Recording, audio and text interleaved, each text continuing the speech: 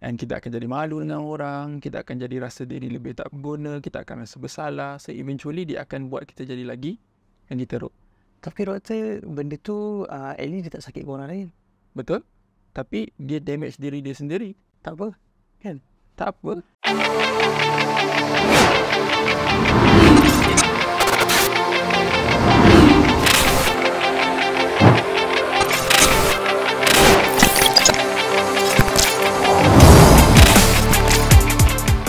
Assalamualaikum semua. Apa khabar? Sihat? InsyaAllah. Kembali kita bersama dalam rancangan Podcast Borak Tarbiyah. Saya Aning Wuhai sebagai host anda. Baik, anda boleh mendengarkan episod-episod Podcast Borak Tarbiyah di channel YouTube Tarbiyah Sentap. Pelbagai topik menarik dikupas dan disajikan untuk anda semua.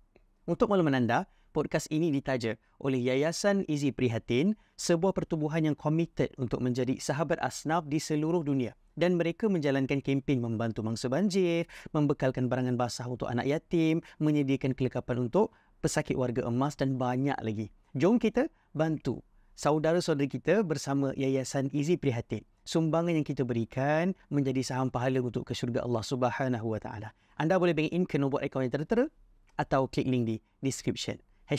#kebajikan tanpa sempadan. InsyaAllah, hari ini kita bawakan special untuk anda semua dengan topik depresi, The Other Me. Kita bawakan khas seorang pakar psikiatri di Dewan Kuliah Universiti Islam Antarabangsa Malaysia, dan beliau sangat bergiat aktif dalam menulis artikel-artikel tentang kesihatan mental, penulis dan mendidik tentang kesihatan mental di sosial media. Dan saya sangat beruntung bersama dengan beliau dan kita bawakan khas dalam podcast ini, insya-Allah. Siapa lagi kalau bukan Dr. Rozani Zam Zakaria. Assalamualaikum Doktor. Waalaikumsalam warahmatullahi wabarakatuh. Alhamdulillah, Masya Allah. Doktor, saya sebenarnya senang hati dan sebenarnya banyak soalan nak tanya. Tapi kita cuba. Boleh selit sikit-sikit lah. Boleh insyaAllah. Dalam durasi masa yang mungkin mencemburui kita ni. Baik. Doktor, sebelum tu masih single ke dah berkahwin?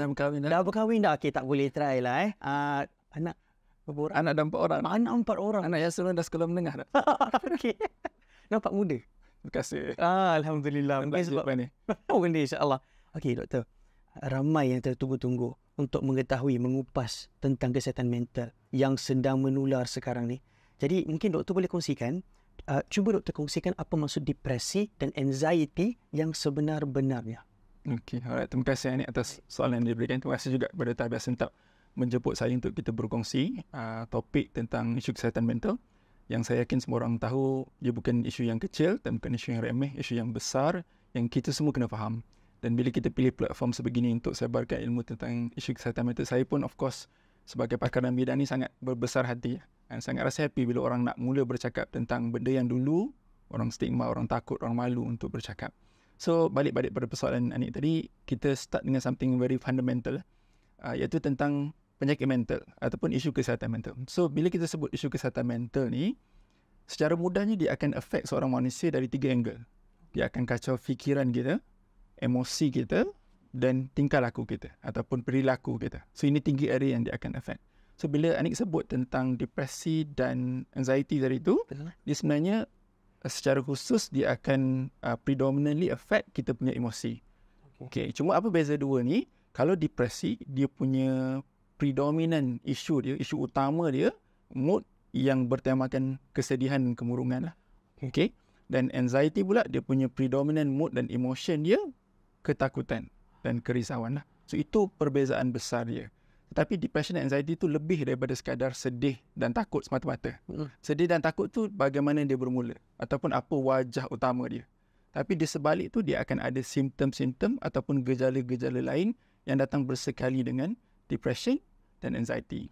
Tapi secara mudahnya dua ni adalah 2 jenis penyakit mental yang affect emosi kita dalam bentuk yang berbeza. Baik, Masya Allah. So saya nampak yang depresi dengan anxiety ni perbezaan dia, kalau depresi ni lebih kepada like despair mungkin. Betul. Dan anxiety ni lebih kepada takut, khawatir. Betul. Anxious. Ramai yang diorang self-diagnose doktor. Macam contoh kan, sekarang ni saya perasan bila isu ni ataupun ilmu ni dah viral, so diorang akan rasa macam ada simptom sikit je, aku anxiety lah, ada simptom sikit je, aku ada self-diagnose. So, dia tak pergi mana-mana psikiatri ataupun klinik untuk check. Dan even diorang buat test dekat internet, macam boleh sebut ke nama test? Boleh. DAS test mungkin. DAS test, kemudian bila nampak tahap kemurungan tu, efek dah emosi dia. Jadi mungkin benda tu akan efek life dia selepas tu. So, cuba doktor kongsikan apa tanda-tanda sebenar depresi dan anxiety pada kita semua, insyaAllah. Alright. So, antara sebab kenapa orang mudah untuk diagnose diri sendiri ni adalah sebab tak faham tentang konsep perbezaan antara kesihatan mental, masalah kesihatan mental dengan penyakit mental. So, dua tu benda yang berbeza.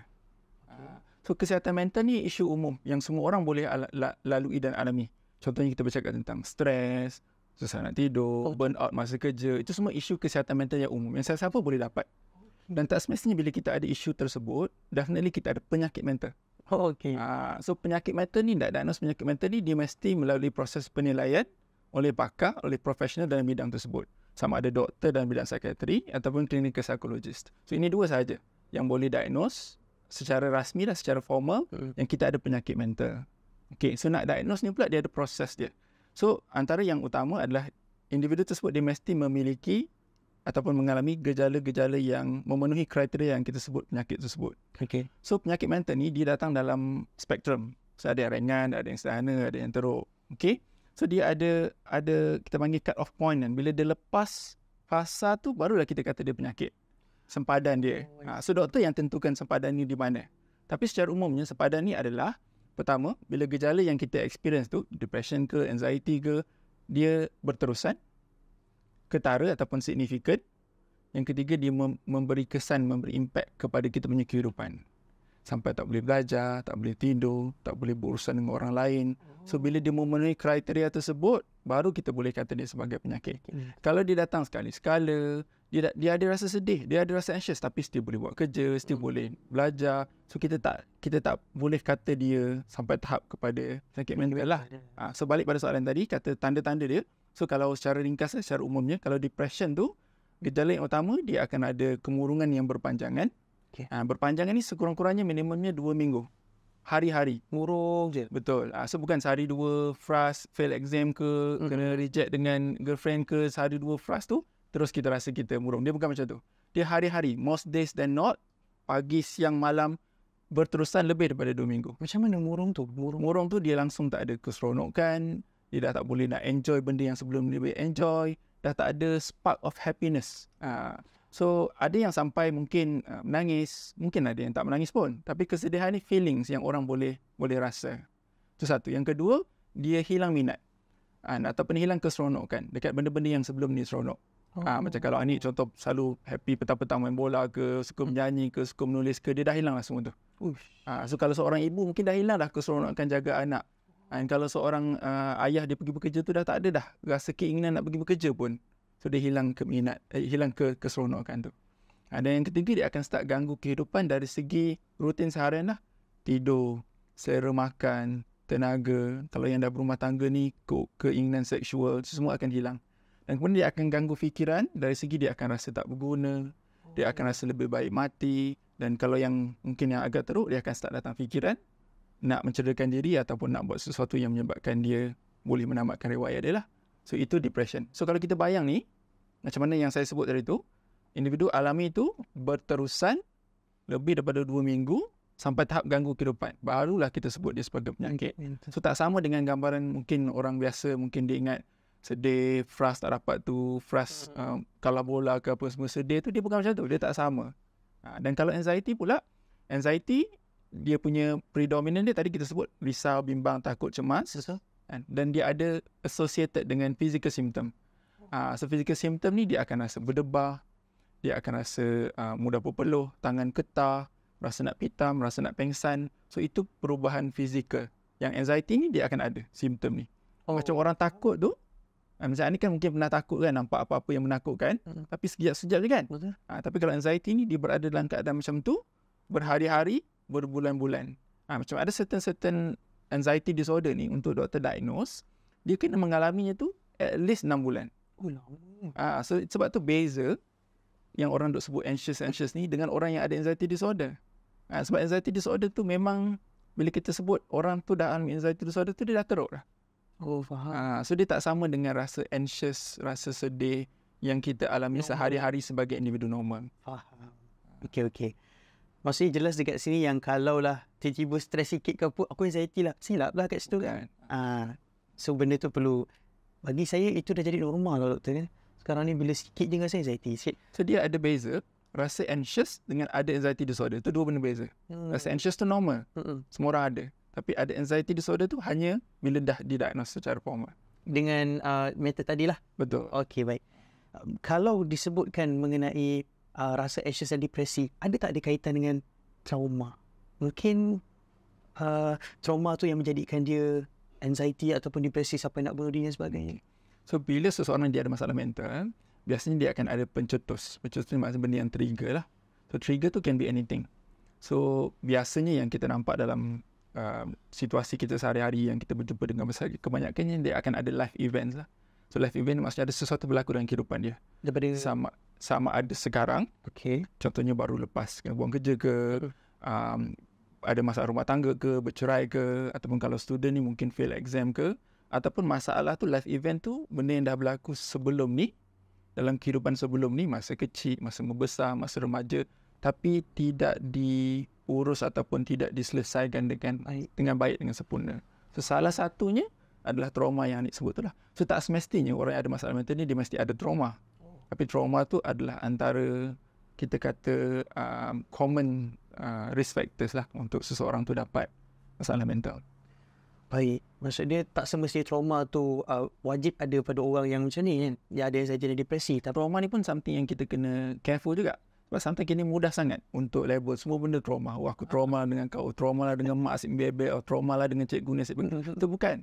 Trauma ni sebenar-benar definisi trauma dari sudut psikologi ni, situasi yang pada waktu itu dianggap boleh mengancam kita punya nyawa, keselamatan kita, ataupun emosi, ataupun mungkin berlaku contohnya penderaan yang bersifat sama ada fizikal, seksual, emosi yang sangat orang kata apa beyond control individu tersebut.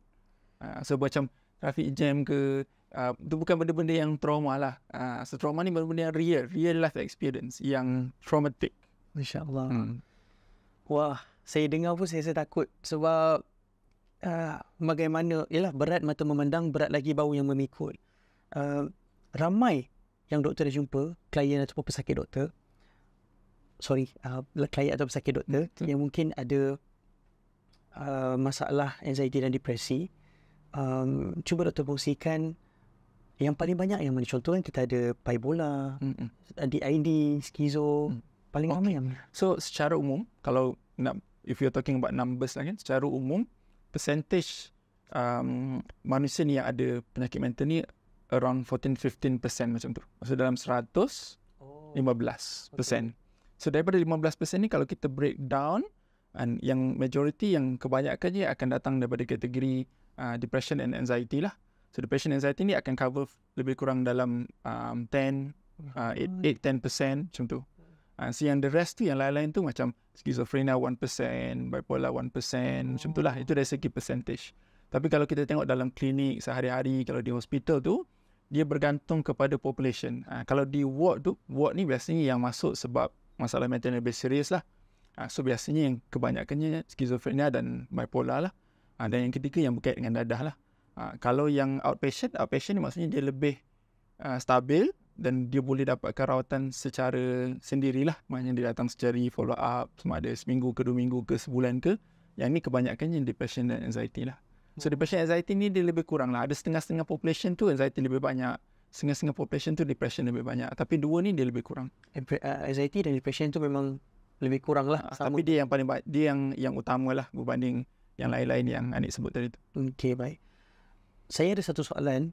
Dalam satu DM, ada seorang pesakit ni, dia nak tanya, apa beza anxiety attack dengan panic attack? Dan soalan dia, macam mana nak handle both dalam public, especially kat public? Okay. So kalau dalam perubatan kita tak ada istilah anxiety attack. So anxiety ni umum, merujuk pada semua yang saya sebut tadi itulah, semua gejala-gejala yang merujuk pada anxiety. Di bawah anxiety tu dia ada banyak jenis. Okay. So dia ada panic disorder, panic attack, dia ada social anxiety, dia ada phobia. So dia ada jenis-jenis yang berbeza bergantung kepada apa punca ataupun apa konteks orang tu dapat anxiety lah. Okay. So panic attack yang disebut tu salah satu jenis anxiety yang ada. Okay. So anxiety ni dia boleh datang dalam banyak bentuk. Ada orang dia sentiasa anxious, sentiasa risau, pagi petang siang malam risau. Tapi ada orang dia datang, anxiety tu dia datang macam berepisod, datang sekejap-sekejap. Oh, okay. Dia datang 5 minit, 10 minit, setengah jam. Yang tu yang kita panggil sebagai panic attack. Tu kita panggil, sebab tu kita panggil attack, serangan. Dia macam menyerang sekejap-sekejap, tiba-tiba. Biasanya panic attack ni dia lasted dalam setengah jam ke sejam macam tu. Dia akan ada mula peak dia, lepas tu dia turun. Tu okey, nanti dia datang balik. Itu panic attack. Macam mana rasa panic attack ni? So panic attack ni, tadi kita sebut anxiety kan. Anxiety ada simptom dia. Betul. Keresahan, kebimbangan, kemudian ada simptom fizikal, simptom fikiran. So itulah simptom-simptom anxiety, simptom-simptom panic attack. Tapi dia datang compact. Dia datang package, semua datang serentak. So contoh tipikal orang yang dapat panic attack ni, dia duduk macam ni, duduk saja. Tiba-tiba jantung jadi laju. Jantung laju. So berpeluh. Getar tangan. Itu fikiran, kepala ni akan start fikir, kenapa aku ni? Sakit jantung ke? Aku ni nak mati ke? Nak pengsan ke? Aku ni nak jadi gila ke? So semakin dia fikir, semakin takut. Jadi jantung tadi makin laju. So makin berpeluh. So orang yang tengok dia, mungkin nampak kau ni kenapa ni? Macam tengok hantu je, macam tak okey ni. So itulah biasanya apa yang berlaku sewaktu seseorang tu dia dapat panic attack. Kalau budak-budak sekolah menengah sekarang ni, dia akan sebut shaking. Ya, betul. Itulah maksud dia. Panic attack lah tu. Sebab shaking tu dia kita panggil tremors. Dia akan jadi getar. Wah, saya baru tahu benda ni Sebab saya rasa macam anxiety attack tu ada. Rupa-rupanya anxiety tak ada istilah perubatan lah. Istilah perubatan tak ada. Tapi panic attack tu memang merangkumi semuanya. Panic attack tu adalah anxiety yang datang secara berepisod, intense, sekejap-sekejap. So panic attack yang mungkin doktor cakap tadi tu kan banyak kan. So adakah semua tu akan berlaku serentak ataupun macam ada satu orang 2-3 je, ada satu orang? Dia bergantung kepada orang tu punya tahap dan level lah. Okay. So ada orang dia mungkin datang seminggu sekali macam tu. Kalau yang teruk mungkin sehari 2-3 kali. Tapi whenever kita ada this symptom ni, memang kena dapatkan penilaian doktor lah. Baik. Terima kasih doktor. Satu lagi soalan sebelum kita berehat. Soalan ni datang daripada saya sendiri dan juga insan lain lah yang mungkin nak tahu juga. Trauma. Sebut tentang trauma ni kita tahu. Mungkin ramai yang ada perasaan child abuse ke mungkin kan. Sexual harassment dulu ke. Jadi, cara diorang nak counter tu kadang diorang tak tahu. So, bila dah dibawa sampai ke hari ini, sampai dah besar, benda tu macam susah lah nak sembuh. Sebab tidak dikawal dengan baik, tidak diajarkan macam mana SOP, prosedur untuk settle kan. Jadi, trauma ni sebenarnya boleh sembuh atau tidak, doktor? Okay, alright. So, kalau jawapan pendek dia, boleh.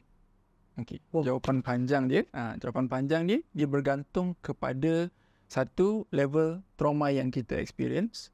Okay. Sebab ada orang dia trauma mungkin emotional abuse saja. Ada orang mungkin sampai level ada physical abuse, ada sexual abuse. So tak sama yang tadi tu dengan yang kedua tadi tu. So dia bergantung. Yang kedua, lama mana tempoh dia alami trauma tu. Sebab ada orang trauma sekali je. Ada satu episod contohnya dalam hidup dia. Episod hitam dalam hidup dia. Ada orang yang daripada dia umur 6 tahun sampai dia umur 12 tahun, dia berhadapan dengan tu hari-hari. So tak sama individu macam ni. Yang ketiga, adakah trauma tu masih berlaku? So kalau orang tu masih ada trauma, tak sama dengan orang yang trauma ni dah habis dah. Dia dah masuk buku baru dah dalam kehidupan dia. Okay. So balik pada soalan boleh sembuh atau tak. Pertama kita kena tahu apa impact trauma tu pada kita.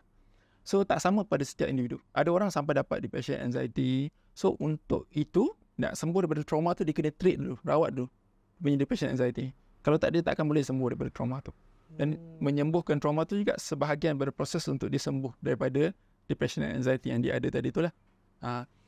Yang kedua dia kena, kalau lah let's say okay dah settle lah bab rawat ataupun dia dah ongoing treatment dan sebagainya, tapi dia tak tahu apa yang dia boleh buat untuk hadapi trauma tu lah. Okay. So yang pertama, benda yang paling basic pada saya adalah dia mesti wujudkan ataupun hidup dalam persekitaran yang selamat dulu. Ni paling basic. Maknanya kalau dia masih lagi duduk dalam suasana yang trauma tu, dia kena do something about it. Jangan stay di situ. Contohnya it can be as simple as contohnya dia ada pasangan ke yang still abuse kan. takkan kita nak terus macam tu. Macam mana trauma kita nak sembuh? Betul. So dia kena make action, kena do action, do something about it lah. Itu satu. Maknanya pastikan kehidupan kita tu dah selamat. Yang kedua, kita kena build connection. Kita kena ada perhubungan. Maksudnya apa? Maksudnya nak repair damage yang berlaku dengan kehidupan kita tu, it takes not just us tapi another person. Support system. Okay. So sama ada contohnya kalau yang abuse tu one person, kita carilah yang lain yang lebih baik. Contohnya kita okey dengan ibu kita, build connection dengan ibu kita, ayah kita ke, ataupun kalau yang mungkin dah dewasa dengan pasangan, ataupun paling kurang kita ada kawan yang at least boleh jadi buffer, jadi support system untuk kita lah. Nombor 3, tak ada cara lain untuk keluar daripada sisi gelap kehidupan kita selain daripada kita bina kehidupan yang baru. Selagi kita duduk dalam kehidupan lama kita and tak bina kehidupan baru, akan jadi susah untuk kita moving on. So apa maksud bina kehidupan baru ni? Maksudnya fokus dengan apa yang ada pada kita sekarang. So contohnya kalau kita sekarang dah ada keluarga, fokus pada keluarga kita, anak-anak kita, bina keluarga kita, sibukkan diri kita dengan urusan kita sekarang. Okay. Sebab kalau kita tak sibukkan diri kita dengan kehidupan kita sekarang, kita duduk menung fikir, memang masa lampau kita akan datang, singgah pada kita, menyibukkan kita. Bukan saya nak kata apa yang berlaku pada waktu lepas tu tak valid. Yang lepas tu kita acknowledge kewujudan dia, tapi energi kita, effort kita ni, kita invest dekat something yang ada pada kita sekarang ataupun future kita. Build. Contohnya lah, ada orang dia kena abuse masa dia kecil by parents dia. So sekarang ni, why not you invest untuk jadi parents yang lebih baik untuk your own children. So bila kita fokus on that, dengan sendirinya sedikit demi sedikit, kita punya perspektif tu akan shifted daripada situ kepada something yang lebih meaningful. This is easier said than done. Ini bukan benda yang settle sehari dua, tapi of course dia proses. Sebab tu saya kalau tanya boleh semua tu, boleh. Tapi ada orang mungkin ambil masa sebulan dua, ada orang mungkin ambil masa 10 tahun, 15 tahun untuk sembuh. Tapi untuk moving on from trauma tu, insya-Allah. So that method tu boleh digunakan lah, boleh dicuba. Cuma kita tak tahu ambil masa yang berapa lama, ikut tahap dia jugalah. Kalau kita tak boleh lalui dan buat sendiri, kita kena get professional support lah untuk bantu kita. Baik, insyaAllah. Terima kasih Dr. Rozani Nizam. Memang banyak saya rasa kan soalan saya bagi tadi dan ilmu dan info yang sangat banyak. Terima kasih. Sabar dulu. Kita akan berehat seketika dan kembali selepas ini. Assalamualaikum. Anda ingin menyumbang dan berkongsi rezeki tapi tak tahu dekat mana? Jom menyumbang bersama Yayasan Izi Prihatin. Yayasan Izi Prihatin adalah sebuah pertubuhan yang sangat komited untuk menjadi sahabat asnaf di seluruh dunia yang betul-betul fokus berusaha membantu masyarakat terutama para asnaf seperti anak yatim, warga tua, OKU, fakir miskin dan mangsa bencana. Setiap sumbangan anda, kita dapat menjayakan misi membantu mereka semua. Nak sumbang RM5, RM10 atau RM50 terpulang. Yang penting seikhlas hati. Jom menyumbang bersama Yayasan Izi Prihatin. Alright, so kembali lagi kita dalam rancangan podcast Borak Tarbiyah dalam topik depresi diadami bersama dengan Dr. Rozani Nizam Zakaria. Okey, baik Doktor. Soalan yang saya dapat daripada Q&A yang saya buat, ada yang tanya, betul ke stigma masyarakat mengatakan orang depresi, anxiety ni sebenarnya jauh dari Tuhan? Tak solat, tinggal Quran dan sebagainya. Okay, alright. So ini persoalan ataupun perspektif yang biasa kita dengar kat mana-mana pun lah. Pada saya, perspektif sebegitu datang disebabkan salah faham orang terhadap apa dia masalah kesihatan mental dan penyakit mental. Macam yang kita sebut awal-awal tadi lah. Okay. Kebanyakan orang dia akan berfikir sedemikian kalau dia tu simplistic. Rasa terlalu simple je hidup ni. Sebab tak solat, sebab tak mengaji, sebab tak beriman, terus dapat depression. Oh, sure. And sedangkan depression itself, depression, anxiety, masalah mental ni sangat kompleks dan sangat rumit. Dia ada faktor biologi, faktor psikologi, faktor social, faktor spiritual. Contoh faktor biologi adalah ada orang dia dapat depression, dapat anxiety sebab memang dia ada genetik ataupun risk factors. Genetik. Ada kita panggil sejarah keturunan yang juga menghadapi masalah mental. Gary Atlas yang cakap. Sorry? Gary Atlas yang beritahu tentang trait. Dia ada risiko genetik. So contohnya antara penyakit mental yang sangat strong genetik komponen ni bipolar, schizophrenia. So kalau dia ada contohnya mak dia ada bipolar, nenek dah ada bipolar, mak saudara ada bipolar. So ahli keluarga yang lain tu berisiko lebih tinggi. So yang ni has nothing to do with dia semayang, dia tak semayang. Betul. Risk factor tu meningkatkan. Biological risk factor tu dia boleh dapat. So another biological risk factor adalah orang yang ada komplikasi waktu kelahiran, waktu kecil. Contohnya waktu dilahirkan tu dia ada kurang oksigen, tak cukup bulan, pramatang, jaundice yang lama. Ini semua meningkatkan risiko untuk seseorang itu dia dapat masalah mental. And this has nothing to do with semayang tak semayang, sebab itu proses kelahiran. Benda yang sometimes beyond kita punya control pun. Kan? So sama juga faktor psikologi, faktor personality, dan faktor contoh tadi kita sebut tentang trauma, abuse, neglect. Ini semua contribute kepada kenapa orang dapat masalah mental. So semua ni, maksudnya kalau kita tengok ada satu individu yang depressed tu, di sebaliknya ada isu-isu yang kita nampak. Dan isu genetiknya, isu personality-nya, isu traumanya, isu cara dia dibesarkan, isu parentsnya. Yang mana semua ni contribute kepada kenapa dia dapat depressed. Dia sangat rumit dan kompleks. Untuk kita simply say, sebab satu dua benda. Sebab tak solat, sebab tak mengaji. So itu perspektif yang kita kena betulkan lah. Betul lah, saya dengar banyak. Setiap kali kalau jumpa kan, solat lah. Mungkin jauh daripada Allah, jarang doa dan sebagainya. Benda tu sedikit sebanyak, dia bukan makan dekat luar saja tu, dia dalam. So dalam yang kita memendam tu, kadang boleh jadi orang yang kita harapkan tu tiba-tiba pula cakap macam tu kan. So memang punah harapan. Cuma ni, kalau saya boleh tambah sikit bukan bermaksud kita ni langsung tak boleh nak nasihat ataupun bagi panduan dari sudut agama kepada mereka yang ada masalah mental. It can still be done. Kita boleh buat. Cuma dia perlu kena cara dan situasi dia lah. Betul. Sebab individu yang duduk dalam keadaan ada masalah mental ni dia fragile, dia sensitif. So walaupun niat kita baik, mungkin kalau cara kita tu tak tepat, dia boleh mungkin akan buat orang tu jadi lebih berat. Faktor agama ni diakui sebagai faktor pelindung, protective factor. Maksudnya contohnya lah, there have been many studies and locally, overseas, western, eastern researchers bagi tahu, contohnya kalau kita ada kuat pegangan agama, dia merendahkan risiko kita untuk suicide contohnya. Tapi tak semestinya semua orang yang suicide itu dia sebab dia tak solat atau tak mengaji. So kita kena faham dia ada banyak faktor lain yang memainkan peranan dalam situasi. So bukan simply kita nak cakap macam tu lah. Bukan satu campur satu sama dengan dua. Simple as that. Betul. Okay, baik. Kita, bayangan kita sebagai seorang yang nak deal dengan orang-orang toksik lah. Untuk saya cakap bukan orang yang nasihat tentang agama tu toksik. Tapi contohnya ramai yang mungkin akan terus judge kita. Kan, lemah iman dan sebagainya. Atau dia macam nak tolong. Tapi sebenarnya dia bagi positif toxic positivity. So macam mana kita nak deal dengan mereka ni? Okay. Kita kena sebagai masyarakat umum, saya rasa kita kena berhati-hati dalam kita nak label ataupun kita nak put names kepada golongan-golongan manusia lah. Sebab sekarang ni banyak orang, semua orang kalau dia tak suka sikit, orang tu narcissistic. Betul. Tak suka sikit, orang tu toxic. Kita kena faham, kehidupan ni dia tak simple macam tu. Saya bagi satu contoh. Bila orang tu, contoh tadi Anik bagi kata dia nasihat kan, dia nasihat agama, dia suruh solat. Tak semestinya orang tu sebenarnya toxic.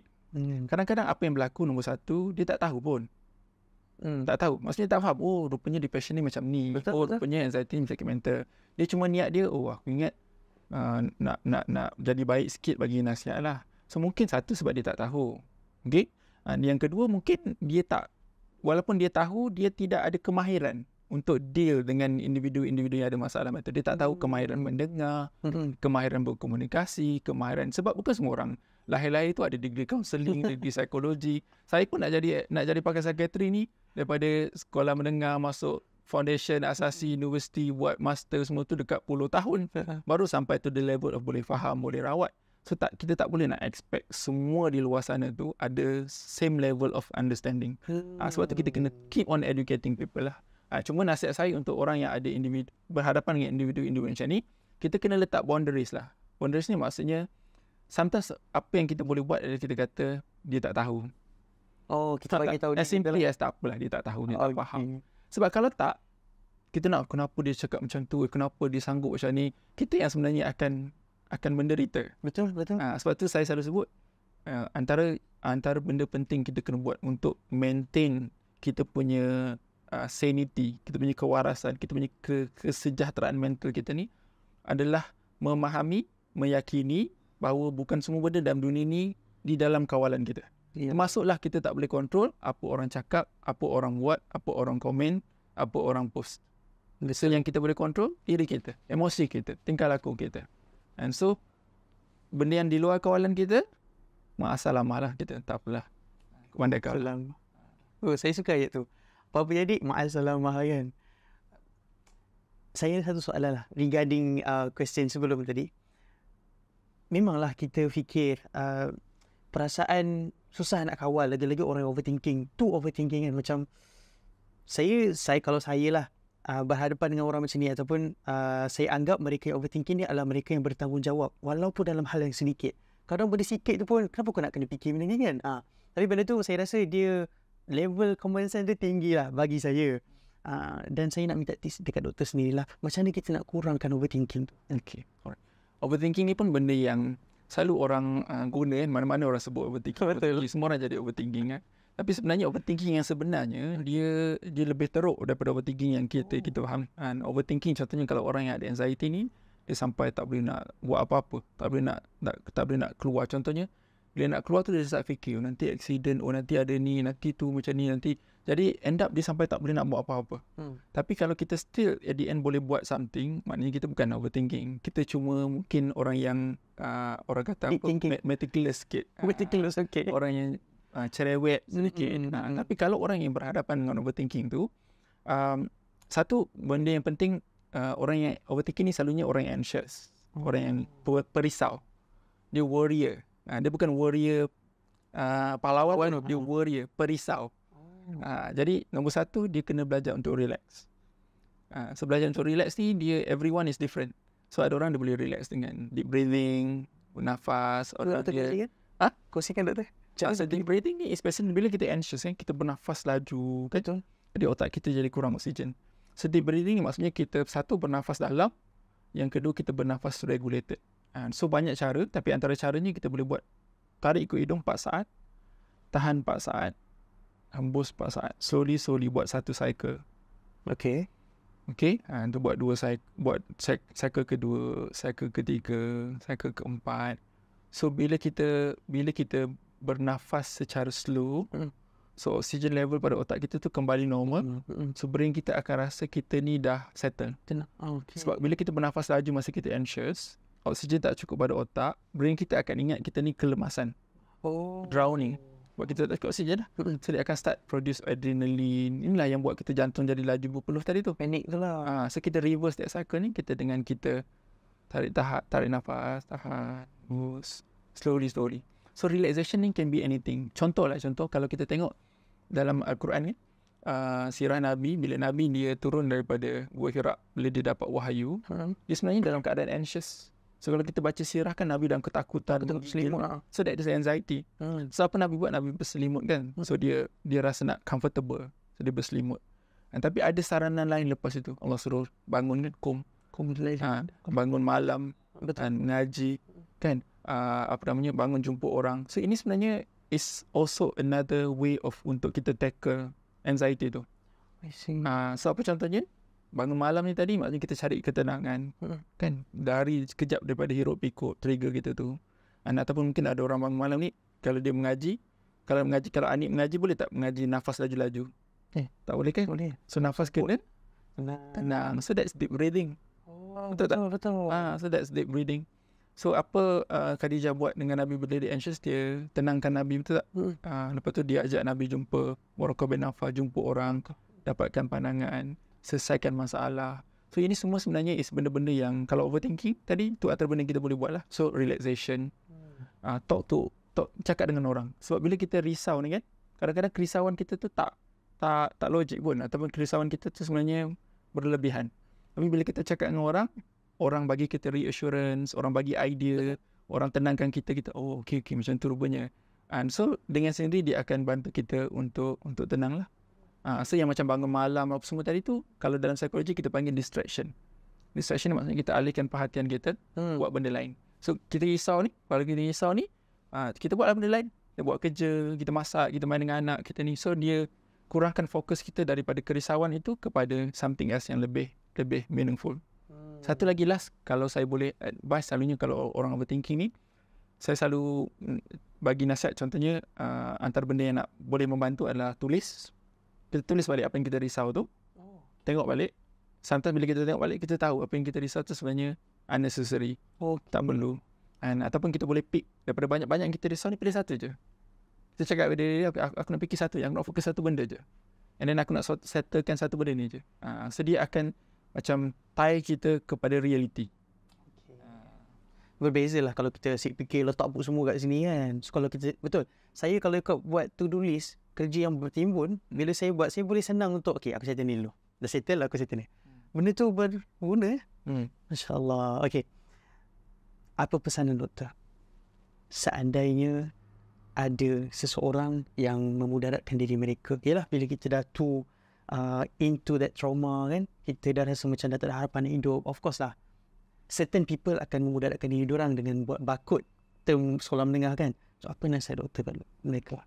Yang pertama, kita kena faham bahawa benda yang kita buat tu bukan benda yang baik dan bukan benda yang akan bantu selesaikan masalah kita.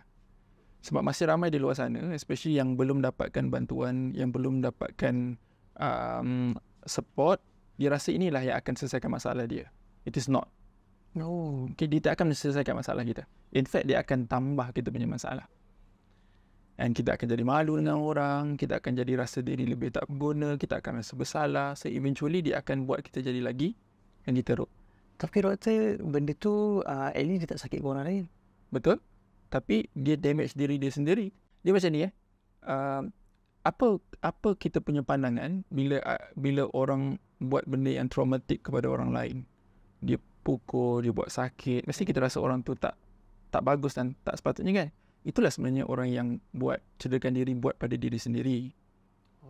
Dia traumatize diri dia sendiri. Dia damage diri dia sabotage diri dia sendiri. Mungkin sebahagian besar tak buat tanpa dia sedari pun yang dia buat tu untuk tujuan itu. Sebab tu saya sebut dia mesti bermula dengan you have to realize, acknowledge, accept yang benda tu bukan penyelesaian atau jalan keluar for your problem. Itu nombor satu. Nombor dua, kena cari bantuan. Kena seek help. Okay, ini antara pintu yang besar lah, yang susah untuk orang buka. Nak pergi jumpa doktor, nak bagi tahu orang, nak jumpa kaunselor, nak jumpa psikologis, semua ni barrier yang macam-macam lah akan timbul. Nanti orang cakap apa, nanti malu, tak ada masa. Ni semua, as long as kita letak barrier untuk kita settle masalah ni, akan jadi susah. So kita kena settle masalah. Sebab we need to understand first kenapa benda tu berlaku. Sebab kalau bakut tu berlaku sebab kita depression tu kena settle. Dan depression ni benda kena rawat. Depression ni bukan something yang you can snap off. Dia tak jadi baca buku kata-kata semangat, baca buku healing ke, terus depression tu hilang di angin lalu. Tak. If it's depression, dia akan affect to the level of kita punya brain. Jadi dia perlu dibantu. Itu nombor dua. Nombor tiga, kita kena cari alternatif. Maksudnya, bila kita buat cederakan diri tu, dia mesti ada tujuan dia. Contohnya tujuan apa? Tujuan dia untuk hilang stres. Tujuan dia untuk bagi reda rasa marah. Tujuan dia supaya orang faham dia ada masalah contohnya. Itu tujuan dia. Tapi nak capai tujuan tu bukan self-harm tu saja satu-satunya cara. And so think about other option that you should have done. And contohnya tadi kata apa? Stress kan? So banyak lagi sebenarnya cara dan jalan untuk kita urus dan kendali stres. So kita kena belajar, kita kena explore. And kalau kita kata dah buat dah tak jadi, bukan ada satu cara je, ada 1000 satu cara. Tak cari cara ni, kita cuba cara lain. Tak cari cara ni, tak jadi cara ni, cuba cara lain. And so yang last kali yang penting juga pada saya adalah untuk cari support lah. And again benda ni saya sebut berkali-kali sebab when it comes to mental health ni, dia bukan business satu orang. No one is a hero. And so you need support, you need backup. Soalan yang saya dengar soalan jawapan tadi. Soalan yang saya bagi tadi tu sebenarnya adalah soalan yang saya nak tanya daripada dulu lagi lah. Sebab I've been there too. Cuma tidaklah seberat orang lain kot. Dan biasalah bila kita berada dalam fasa depresi ni, kita akan tend to memudaratkan diri lah. Tapi tak semua kan, certain orang. Jadi soalan seterusnya, kita minta maaf doktor soalan tadi. Apa tu? It's okay. It's good to talk about it. Cakap tentang benda tu. Sebab ramai dekat luar sana, Anik kan, dia struggle alone. Ya, betul. So bila orang bercakap tentangnya secara terbuka, orang akan start rasa rupanya bukan aku sahaja. Rupanya struggle yang aku experience ni bukan hanya aku sahaja yang lalui, orang lain pun lalui. Dan bila dia tengok orang lain lalui dengan cara yang end up baik, contohnya orang cerita tentang dia sembuh, dia okay, struggle tapi dia boleh function, at the end dia boleh jadi lebih baik daripada sebelumnya, dan sedikit sebanyak dia bagi hope, dia bagi harapan. Sebab orang yang duduk dalam keadaan macam tu biasanya dia akan ada dua perasaan. Satu, dia rasa hopeless, kedua dia rasa helpless. So hopeless, dia rasa tak ada harapan, tak ada jalan keluar. Helpless, dia rasa tak akan ada sesiapa boleh bantu dia.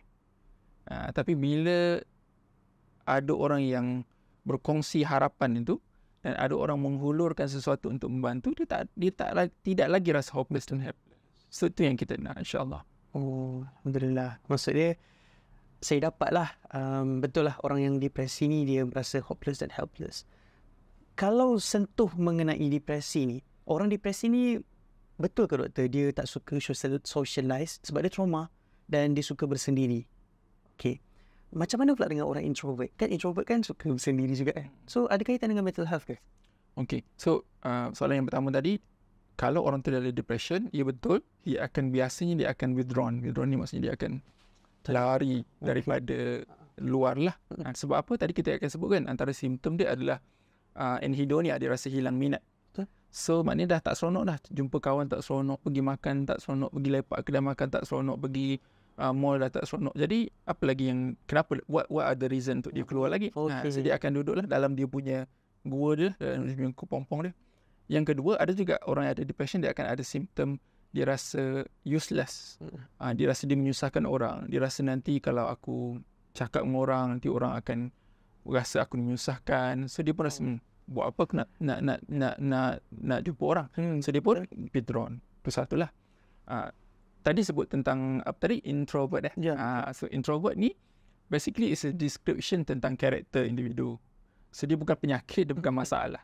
So dia just kita panggil apa, range sifat fitrah. So macam kita tengok kat sekolah lah kan, ada orang jadi pengawas, ada orang jadi pustakawan, ada orang budak PRS, ada orang budak sukan, ada orang budak nerd.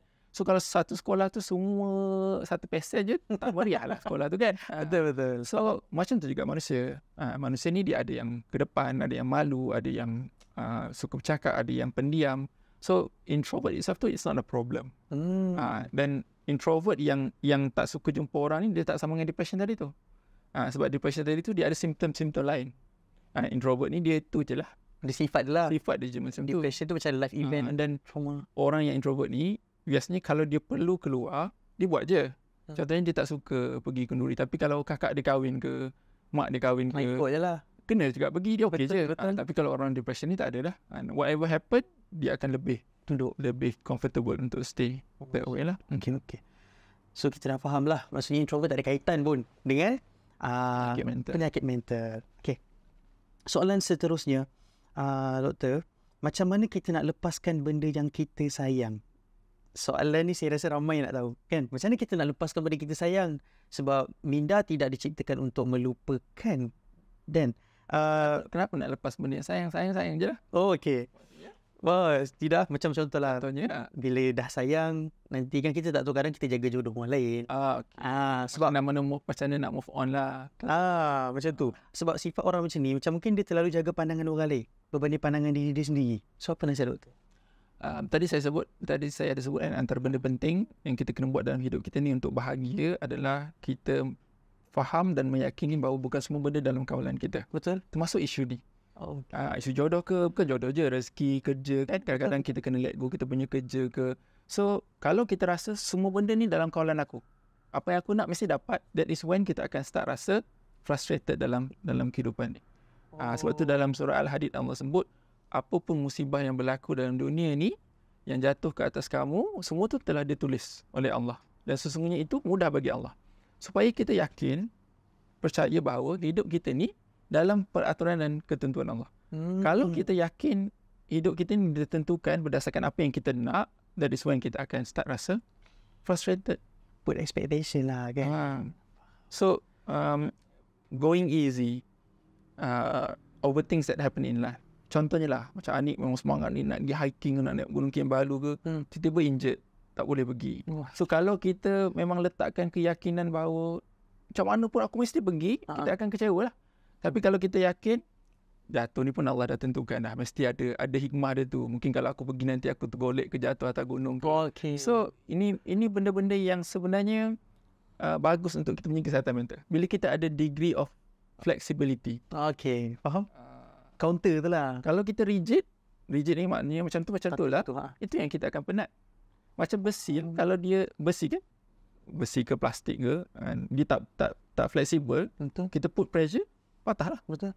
Tapi kalau dia plasticine, muat lah macam mana pun, betul, dia akan mudah dia. Macam tu juga manusia. And bagi nikmat, dia bersyukur. Bagi musibah, dia redha. Either way, dia akan dapat kebaikan. Menerima lah, accepted. Betul. Accepted. Allah. Okay. Soalan seterusnya, Doktor. Tadi kita dah sentuh mengenai anxiety dan juga panic attack. Kalau kita sentuh mengenai sedih dalam depresi, apa beza dia? Dengan sedih yang biasa. Sedih depresi, apa beza dia? Okay. So yang pertama, sedih dalam depresi, macam saya sebut tadi, dia persistent, berpanjangan. Okay. So dia bukan sekejap-sekejap. So sedih yang normal yang orang lain experience ni, dia sekejap-sekejap. Okay. Tanya je lah, contohnya lah orang yang dia kematian suami ke, kematian isteri ke, dia akan sedih, tapi contohnya kawan-kawan dia datang ke, ataupun dia akan ada rasa okey sikit, tu dia sedih balik, itu normal. Tapi orang yang ada depression ni, dia continuously duduk dalam that low mood. So dia persistent, dia berpanjangan. Yang kedua, sedih yang kita experience hari-hari ni, dia tak sampai affect other areas in life. Tidur, selera makan, semua tu dia macam biasa je. Dia boleh buatlah kerja. Dia boleh carry on macam biasa lah. Tapi kalau orang yang ada depression ni, kalau yang severe contohnya, ada yang sampai berhari-hari tak makan, sampai kalau pergi masuk hospital tu kena masuk air dan sebagainya. So dia tak sama dengan aku tak ada mood lah hari ni nak makan. Dia bukan macam tu. Ada pesakit yang ada depression ni sampai dia rasa everything yang masuk dalam mulut ni rasa pahit.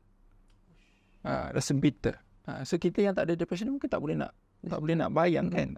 So itu perbezaan dia. Maksudnya dia punya degree tu is a lot worse and compared to depression yang ada dengan kita punya general feelings yang kita ada ni lah.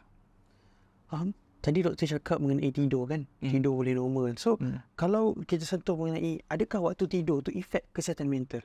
Macam saya memang orang kata ada yang kadang tidur lawat, tak tidur pun tak nak perut kan. So ada ke efek ke? So tidur ni, satu kita kena faham tidur ni is a basic physiological needs. Maksudnya keperluan asas biologi manusia. Betul Allah buat malam untuk berehat. Betul. Dia keperluan asas. Dia ada dua fungsi yang utama. Waktu kita tidur ni, otak kita repair. Masa kita tidur tu, masa kita siang ni kan, kita buat kerja tu ni, sel-sel otak kita ni ada yang terputus ni. Macam kulit lah kan, dia ada yang mengelupas. That's what happen in kita punya brain. So bila kita tidur ni, dia provide waktu untuk brain tu regenerate. Itu fungsi yang utama lah tidur ni. Yang kedua, kerahatan fizikal lah. Sebab badan kita ni kan kena recharge. Energy tu digunakan. So bila dua benda ni tidak berlaku, so dia akan affect kita punya kesihatan mental. So badan kita jadi penat, lesu, letih, kita tak boleh concentrate. Yang kedua, damage yang berlaku pada otak kita ni, dia akan accumulate lah. So over time kita boleh bayang apa akan jadi pada kita punya brain. Faham, masalah. Sebab tidur ni dia mesti, sebab tu ni antara benda jugalah yang saya selalu sebut bila saya pergi sekolah menengah semua kan, memang pattern remaja hari ni tidur tu macam secondary lah. Betul. So kalau ada benda yang, kalau contohnya ada movie baru ke dekat Netflix ke mana tu, dia boleh sampai 4 pagi sampai dia sedar sebenarnya dia akan affect dia punya brain. Saya perasan doktor, bila kita tak tidur kan, jantung laju tau. Otak rasa panas. Itulah antara benda yang physical effect dia lah. Physical effect. Baru sedar lah. Baik. So maksud dia memang efek. So tidurlah awal. Ada waktu yang sesuai tak doktor? Ya kan, bergantung ikut umur. Tapi kalau yang remaja, awal-awal usia dewasa macam kita ni, Saya dah masuk pasal lain lah. Biasanya 6 ke 8 jam lah. 6 ke 8 jam. Memang 6-8 jam tu daripada pukul 10? Ikutlah waktu kita yang tidur waktu tidur kita macam mana, tapi at least tidur kita tu kena that amount lah. Antara indikator untuk kita tahu tidur kita ni cukup atau tidak, bila kita bangun pagi tu kita rasa segar, fresh. So kalau kita bangun pagi tu kita still rasa Ngantuk, penat, letih, lesu, rasa macam kalau boleh nak tidur lagi. Maksudnya tidur kita tu tak cukup. Oh, faham. Saya banyak kali macam tu. Kadang-kadang tidur kita lama, tapi dia tak cukup deep. Jadi masalah juga. Macam mana nak Dia kena betul-betul rested lah. So jangan, tu tadi macam banyak fikir sebelum tidur. Jangan main phone. Main telefon. Dia bila kita main phone sambil, yang saya cakap kadang-kadang kita pun buat juga. Bila kita main phone malam kan, pukul 9, 10 kan, Blu-ray dekat kita punya telefon ni, wave yang di-send pada telefon kita ni akan di-capture by kita punya retina, dihantar dekat otak belakang kita ni, occipital. So otak kita ni akan interpret hari masa siang. So bila hari masa siang, bila dah malam kan, ada satu part dalam kita punya brain apa dia, pineal body kecil je. Dia akan secrete hormon nama dia melatonin yang bantu kita mengantuk. Betul? Faham melatonin. So kalau mata kita tu detect masa siang, melatonin ni tak dihasilkan, tu yang kita jadi tak mengantuk. Sebab brain kita di-trick into believing that it is still daytime. Okay. Walaupun kita main phone dalam keadaan gelap. Lagilah. Amplified the light kan. Oh yelah, fokus ke cahaya tu. Macam ni memang kita tak boleh lah. Rasa daytime Yang lagi tak apa. Okay. Soalan ni menarik. Dan saya sepanjang saya pergi ke mana-mana sekolah dan universiti, diorang tanya. Sebab diorang ada kesedaran sebagai kawan, macam mana kita nak bantu dan beri sokongan pada dia. Apa yang patut kita lakukan dan apa yang patut kita elakkan. Okay, alright. Nombor satu, kita kena belajar lah tentang isu kesihatan mental ni. Okay. Contoh kita ada kawan tentang depression. Kawan kita ada depression contohnya kan. Belajarlah. Pergilah tengok YouTube ke, Facebook Dr. Nizam ke, TikTok Dr. Nizam ke, boleh belajar sikit. Sebab bila kita ada ilmu, beza. Bila ilmu tu akan bantu kita untuk faham, macam ni rupanya, kalau orang depression ni, simptom dia macam ni. So kita akan lebih empathy lah. Okay, itu nombor satu, belajar lah. Nombor dua, sometimes kita kena bagi ruang pada individu ni. So tak semestinya dia ada masalah. Kita semua nak pergi ligan, semua nak urut. Dia kan, sometimes they need space. Okay. Nombor tiga, and kita kena banyak mendengar. So mendengar ni maksudnya kita kena provide kita punya ears. Kita ni selalu fikir nak cakap apa. Apa aku nak cakap, apa aku nak cakap. Sebenarnya orang yang ada mental health problem ni tak nak dengar, tak nak dengar pun nasihat orang. Dan bukan waktu yang sesuai pun untuk bagi nasihat. Unless dia minta, apa aku nak buat kau ada idea tak? Then feel free untuk provide your ideas lah. Tapi sometimes what they need is just orang yang mendengar lah. So kena belajar untuk jadi pendengar yang baik.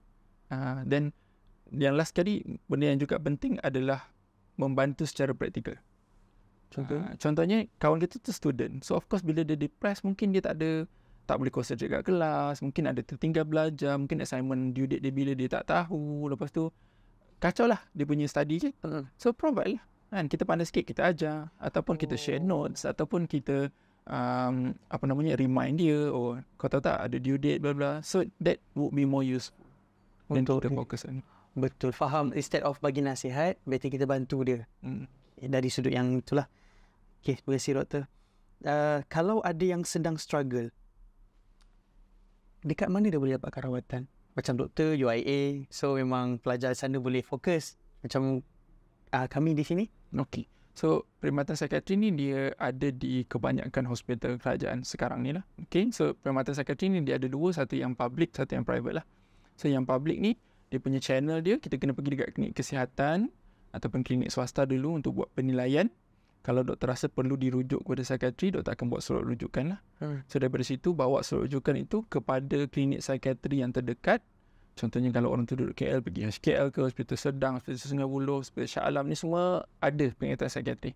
Dapatkan tarikh temu janji dan turn up for appointment. Kalau private, search kat mana yang kita dekat dengan kita, convenient, kita pergi walk in sahaja.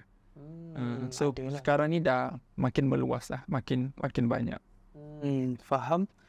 Dan dari sudut rawatan tu kan doktor, ni mungkin satu soalan lagi lah. Adakah macam ada yang takut nak pergi ke klinik psikiatri dan sebagainya, diorang takut belakang IC diorang dicop gila. So macam mana doktor? Betul ke? Satu, kita kena buang jauh-jauh lah perspektif bahawa penyakit mental tu macam mana yang gila. So dalam perubatan kita tak ada istilah gila pun. Kita ada istilah nama-nama penyakitnya. Itu satu. Yang kedua, yang sakit kita. So kalau kita nak decide apa yang kita nak buat untuk diri kita berdasarkan perspektif pandangan orang lain, akhirnya kita juga yang akan rugi. So kalau kita rasa kita yang tak sihat, kita perlu bantuan, do what need to be done untuk diri kita. Hak kita untuk dapatkan rawatan. So bahasa mudahnya boleh ke sebut persetankan ataupun kita tak payah ambil puak lah. Apa orang cakap. Saya selalu sebut lah, kalau kita sakit, orang tu jaga tak kita? Kalau dia tak jaga, tak payahlah dengar cakap dia. Faham. Sebab at the end of the day yang menderita kita. So sekarang ni orang dah makin terbuka. Kalau nak kata 100% orang dah menerima tu, masih je saya rasa ada orang yang stigmatize, yang cakap-cakap dengan kita tentang masalah kesihatan mental. Tapi kita tak boleh kontrol semua benda. Yang penting kita dapatkan je bantuan. Get help. Yes, get help. Saya suka ayat tu. Mungkin doktor boleh bagi tahu tak? Kan orang yang ada masalah kesihatan mental ni, dia ada dapat kad apa macam OKU ke, boleh parking dekat mana-mana. Okay, so penyakit mental macam saya sebut tadi ada banyak jenis.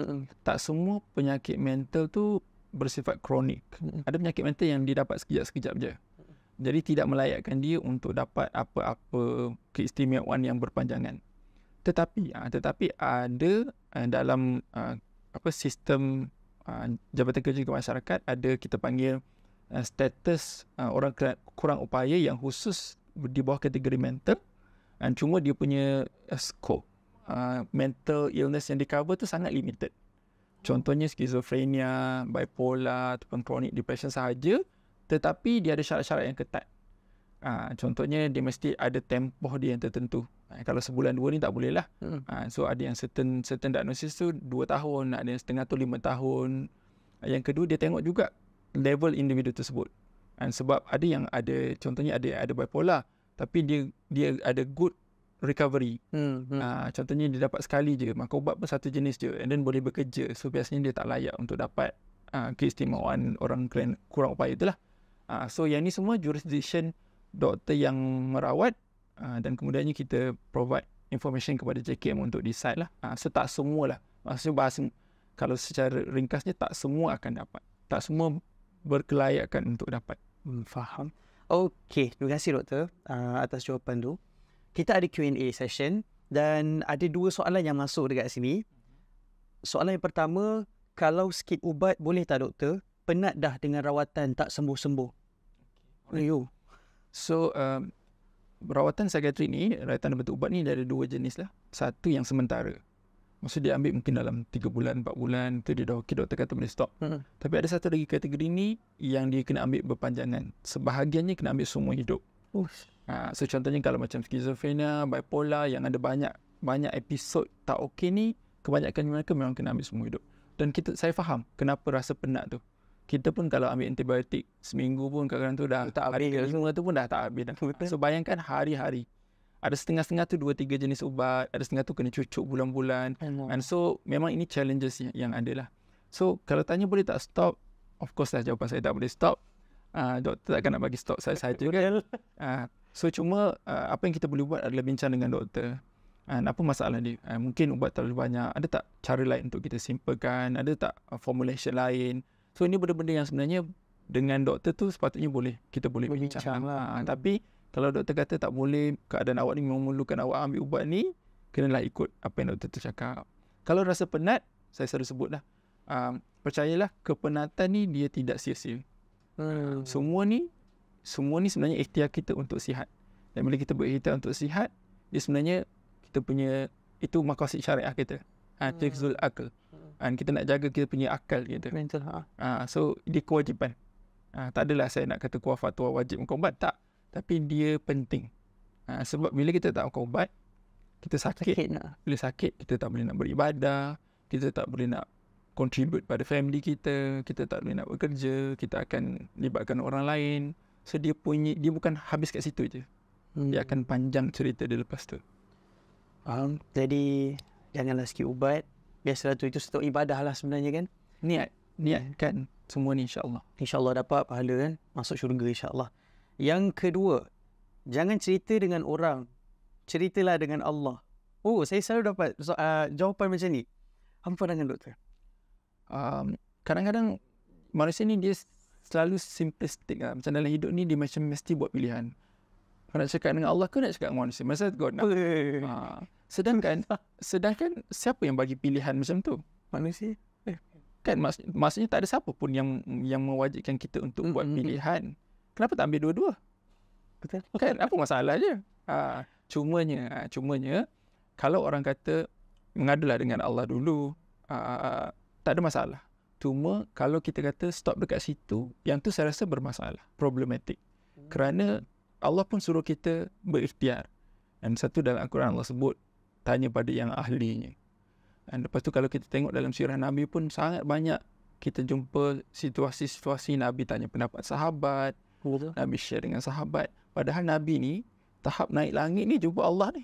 Kenapa tak Nabi? Tak yalah Allah sahabat ni apa-apa doa. Kan? Tak. Nabi tunjuk contoh sebagai manusia. Yang ada keluarga, yang ada pasangan, yang ada masyarakat.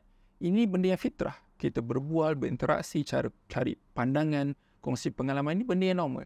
Jangan kita rasa kalau Islamik tu dia mesti ada bunyi-bunyi zikir sikit, ada tasbih sikit baru Islamik. Kalau cakap dengan orang jumpa doktor ni tak Islamik. Kalau nak jumpa Islamik ni kena jumpa doktor yang janggut panjang sikit, pakai kopiah, baru Islamik, baru perubatan Islam. Ini benda-benda yang saya rasa menyempitkan kita punya pemikiran lah. Sebab tu saya pernah buat satu posting. Saya kata saya tidak pernah mengajak orang untuk menyembah ubat. Walaupun saya kata ubat terpenting, jangan stop makan ubat. Sebab akhirnya yang menyembuhkan kita Allah. Tetapi ubat tu kita punya alat lah, sebagai medium untuk kita sihat. Kalau tak kereta rosak, jangan pergi bengkel, buat semai hajat tepi kereta je. Betul. Habis touch and go, duit touch and go dah habis ni, jangan top up doa, mudah-mudahan ada hamba Allah yang masuk. Betul. Kadang-kadang kita kena fahamkan masyarakat macam tu. Kalau tak, simple sangat cara fikir kita. Betul. Baik, terima kasih doktor atas jawapan. So, itulah sedikit sebanyak. Saya tak boleh ambil semua sebab masa kita limit. Ini pun nak habis dah kan. Jadi, terima kasih Dr. Rozan Nizam atas penerangan yang sangat bagi saya.